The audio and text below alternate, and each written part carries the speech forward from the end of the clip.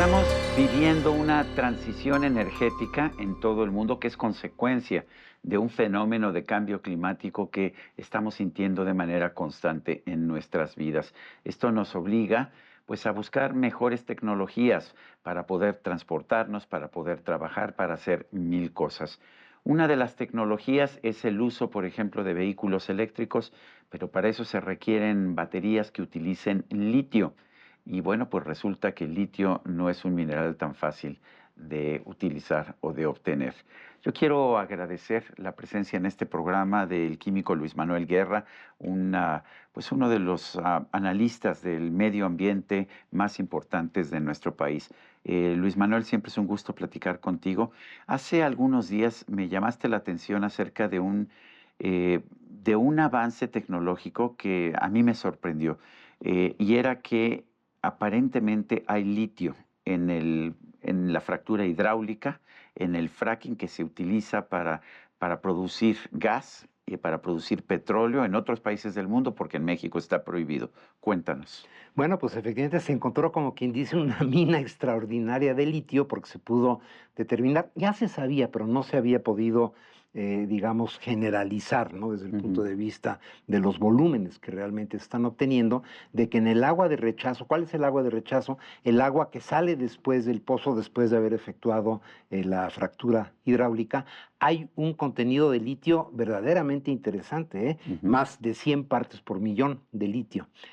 Por cada 1000 metros cúbicos se puede obtener 1 gramo de litio. O sea, es una fuente de litio equiparable a los desiertos de Atacama o de Australia o de otras Que partes es del donde se mundo. obtiene la mayor parte del litio en estos En momentos, estos ¿no es así? momentos, exactamente. Entonces, aquí hay un uso para estas aguas de rechazo muy interesante que le puede dar un valor económico muy alto a estas aguas, presente para obtener el litio y tener los recursos para que esta agua realmente no cause efectos ambientales importantes. El fracking, que está tan cuestionado, hay un país que lo han prohibido, países Ujú. que lo están usando. Bueno, nuestro vecino del norte, En Estados recordará Sergio, Unidos. hace unos 15 años que hablábamos de la dependencia energética de los Estados Unidos, ¿no? Ujú. Que esto pues caracterizaba mucho la geopolítica, asegurar las rutas del petróleo, etcétera, porque Estados Unidos dependía del petróleo externo. Y nos pasó a ti y a mí, en un noticiero, me acuerdo precisamente, cuando se dio a conocer la noticia de que Estados Unidos se hacía independiente en petróleo. Ujú. Cambió completamente la ecuación global. Precisamente por esta fractura hidráulica, que es inyectar Exactamente. agua a sedimentos rocosos,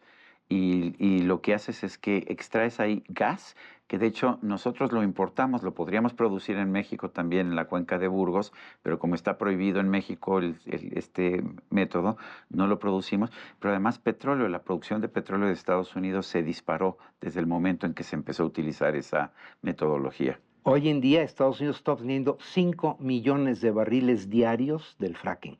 Le da una independencia energética, bueno, tanto así que es nuestro principal proveedor, ¿no? Hoy en día, En cambio, nosotros hemos caído de 3.4 millones de barriles diarios a 1.2 aproximadamente. 1.25 millones está sacando Estados Unidos. El potencial que se ha calculado para México es de alrededor de 2,5. Tendríamos la posibilidad de duplicar nuestra producción petrolera. A ver, por qué hay tanto cuestionamiento al fracking y por qué hay países como Estados Unidos o como Argentina, pues que lo utilizan de forma natural? Yo creo que es una cuestión de estas pues megatendencias en la opinión pública de estar en contra de todo lo Ujú. que afecte a la naturaleza. Efectivamente, como cualquier proceso industrial, el fracking tiene efectos, tiene daños, ¿no? Aunque me decía un Potenciales. productor de petróleo que con las nuevas técnicas en que precisamente el agua la retomas y la puedes reciclar, que los problemas ecológicos del fracking son mucho menores que, por ejemplo, la perforación en aguas profundas o aguas someras del océano, que es lo que hacemos nosotros. Exactamente, Sí. está perfectamente ya estudiado y publicado. Eh, hay una preocupación a nivel ciudadano, ¿no? Ujú. De que el fracking va a contaminar los pozos de agua, Ujú. ¿no? De Los consumo mantos humano, freáticos. los mantos freáticos, Ujú. en donde se ve la diferencia que hay precisamente en las profundidades entre pozos, promedio a nivel Sí. global, ¿no? Entre un pozo de extracción de agua potable que puede llegar a 500 metros, Ujú. mucho, ¿no? y uno del fracking, es 4 veces más profundo. Ujú. Es más, llega a formaciones rocosas en donde no existe ningún pozo de agua potable. O sea, eso es una especie como de temor infundado, ¿no? Ujú. Por otro lado, el tratamiento de las aguas de rechazo, como te comentaba yo, pues es equivalente a las del petróleo. No hay diferencia entre el impacto ambiental sobre las aguas superficiales entre un pozo de petróleo y un pozo de fracking. Si seguimos extrayendo petróleo, no tendríamos que preocuparnos realmente por eso, sino cómo hacerlo bien, realmente, no evitar los impactos negativos. Pero esto del litio Ujú. modifica completamente la ecuación, porque tendremos una fuente de esta materia prima para las baterías que es estratégico hoy en día para la transición energética. Sé que las minas para producir litio son muy complicadas desde el punto de vista ambiental, son a cielo abierto y tienen también toda una serie de problemas ambientales. Sin embargo, hasta este momento el litio es pues el elemento que se está usando fundamentalmente para las baterías. También me dicen que la tecnología puede llevar a otros, pero eso lo habremos de ver. ¿Qué tan importante es para la transición energética el tener estas baterías de litio y el poder utilizarlas, por ejemplo, en automóviles? Es definitivamente estratégico. O sea, sin el elemento litio, con la tecnología actual, como Ujú. tú dices, se está avanzando en otro tipo de baterías, las de aire, fierro, por ejemplo, fierro manganeso, que es muy prometedor, pero están todavía en proceso de desarrollo, no están comercialmente listas, ¿no? Entonces, el litio sigue siendo ese elemento fundamental para lograr la transición energética. Para un elemento, digamos, la suficiencia energética de un país, que es el almacenamiento.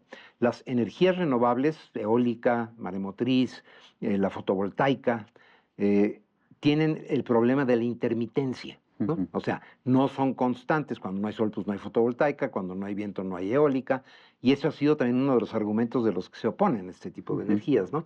Pero con baterías, cosa que ya se demostró ampliamente en California, por ejemplo, en Europa Central, sin ninguna discusión, en Japón, y China está avanzando mucho en eso, es el almacenamiento de esa energía.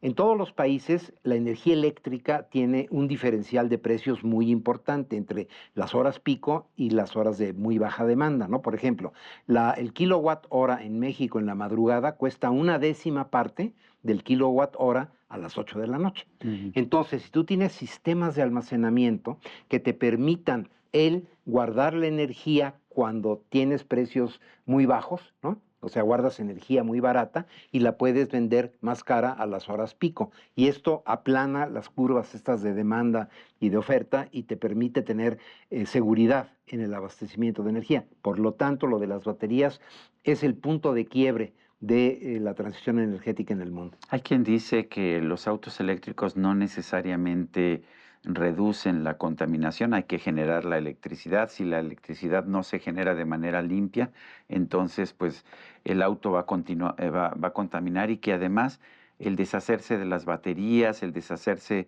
de las baterías es muy contaminante también. En fin, que una vez que sumas todos los problemas, la disminución de contaminación por el uso de autos eléctricos no es suficiente. ¿Tú qué opinas?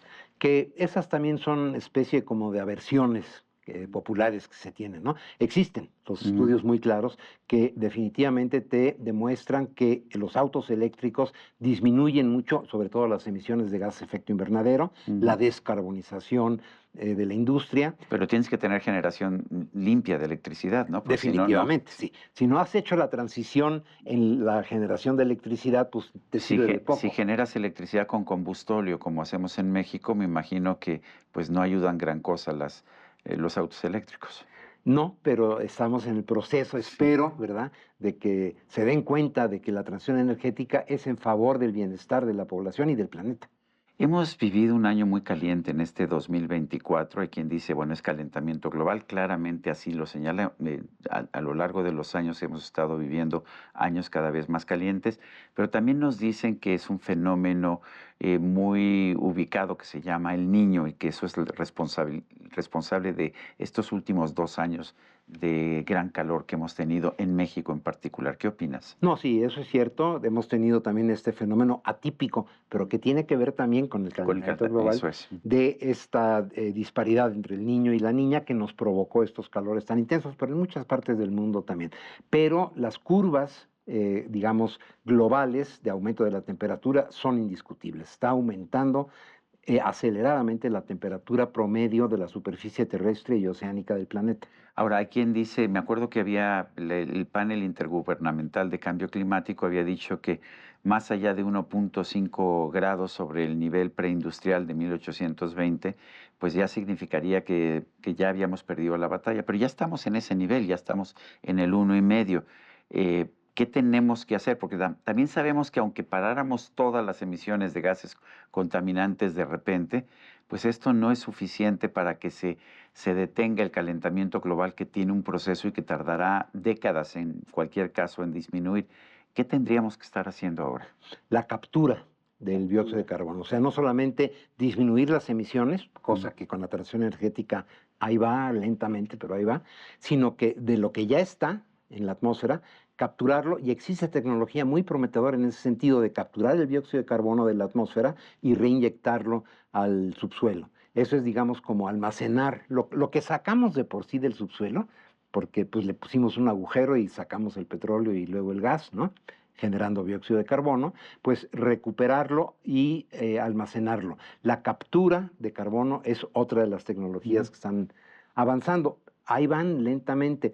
Lo que yo te quisiera también decir es que Sí. eso del 1.5 grados, yo sé que Sí. mis amigos radicalinsquis están totalmente en contra, O pero sea, no es una cifra mágica, ¿no? no es una cifra mágica, es una cifra resultante de modelos que ya tienen muchos años. El IPCC pues tiene ya prácticamente 30 años, ¿no? Sí. Y que tiene cierta utilidad como referencia, Sí. pero no quiere decir Es que un llegamos a objetivo. 1.6 y nos morimos, eso no es cierto. Te voy a dar un ejemplo. Sí. Cuando vivían los dinosaurios, Ujú. había una biodiversidad extraordinaria en el planeta, ¿no? O sea, no era un planeta ausente de vida. Ujú. Junto con los dinosaurios había decenas de millones Y la de temperatura era especies. mayor. Había selva tropical en Washington, DC, ¿no? Europa era verde, no había casquete polar en el Ujú. Polo Norte, ¿no? Por la O temperatura. sea que no Era vamos a 4 grados. desaparecer, pero sí es algo que debemos tratar de contener porque está subiendo muy rápido la temperatura. Pero déjame regresar al litio. Otros países del mundo, cuando se dieron cuenta de la importancia estratégica del litio, lo que hicieron fue promover inversión de empresas especializadas en eso. Lo hemos visto en Argentina, en Chile, lo hemos visto en Australia, lo hemos visto en China, lo hemos visto en los Estados Unidos. Aquí se decretó un monopolio gubernamental sobre el litio. ¿Qué opinas de esa medida? Pues que es una medida ideológica, no obedece a ninguna razón técnica, ni siquiera económica, ¿no? Es una cosa que suena bonito, pero que no nos lleva a nada. Yo me acuerdo mucho de Uramex, cuando Ujú. el uranio era, ¿no? El tema, También lo hicieron un monopolio y no produjo un gramo de así es. uranio. Estos sí tenían usinas muy grandes, bonitas, Bueno, pickups ahora nuevas. tampoco hemos producido nada y de hecho lo que tengo entendido es que ya incluso conseguir litio para medicinas, que se utiliza para medicinas, ya se ha vuelto Psiquiátricos, imposible. sí. Así Ujú. es. ¿Es una medida equivocada entonces crear este monopolio gubernamental? No te lleva nada, no te quita dinero y te impide el avance, ¿no? Hay que estar atentos a lo que está sucediendo, lo que hablamos ahorita de las aguas residuales del fracking Ujú. que tienen un contenido alto de litio. Va a modificar también eso como lo hizo en su momento el shale gas y Ujú. el shale oil, el gas de esquistos, ¿no? Ujú. Y el petróleo en Ujú. los Estados Unidos que les dio independencia energética. Esto de la obtención de litio de estas aguas le va a dar independencia a los Estados Unidos en el desarrollo de sus baterías. Y México va a estar ausente. ¿Por qué? Porque al tener el monopolio no hay inversión, no hay realmente investigación. Hay que tener en cuenta también que el litio que tiene México tiene algunos yacimientos. Hay empresas que inclusive estuvieron haciendo exploración al Ujú. respecto, etcétera. Es un litio poco económico. Tenemos litio, pero en una de las tres formas, la menos asequible, la menos económicamente viable de las otras dos. O sea, tenemos un litio que nunca va a poder competir en el mercado con los otros dos, que son el litio de las salmueras que existen en Atacama, por ejemplo, en Bolivia, en Ujú. Chile, en parte de Argentina, ¿no? En donde, como dices, con minería a cielo abierto se extrae directamente, ¿no? Ujú. Es el más barato. Luego el del mar, Y finalmente el que tenemos nosotros, que es un litio de esquistos, es un litio que está atado a otros minerales y que por lo tanto su Bueno, producción es cara. muy bien, pues Luis Manuel Guerra, el químico Guerra, siempre es un gusto conversar contigo. Al contrario, Sergio. Gracias. Y a usted, amigo, que al vernos y escucharnos hace posible este programa, se lo agradezco también. Esto es todo por hoy, pero no se lo olvide. Nos vemos la próxima.